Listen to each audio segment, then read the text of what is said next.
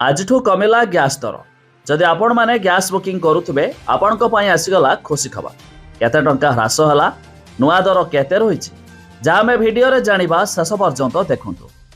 एकथा जानिथिबा आपण माने प्रति मास 1 तारिख रे निर्धारित होइथाय गैस दर कमिबो ना बढ़िबो हेले एथर जून 1 तारिख ठारो गैस दर होइछि सस्ता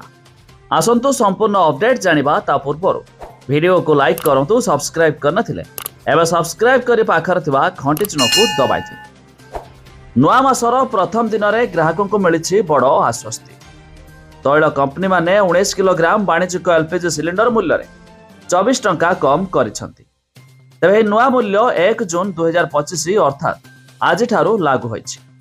तेबे 14.2 किलोर घरे एलपीजी सिलिंडर मूल्य रे कोनोसी परिवर्तन होई नाही तेबे दिल्ली रे 19 किलो वाणिज्यिक एलपीजी सिलिंडर मूल्य 1776 टंकारु ह्रास पाई 1751 टंका होइछि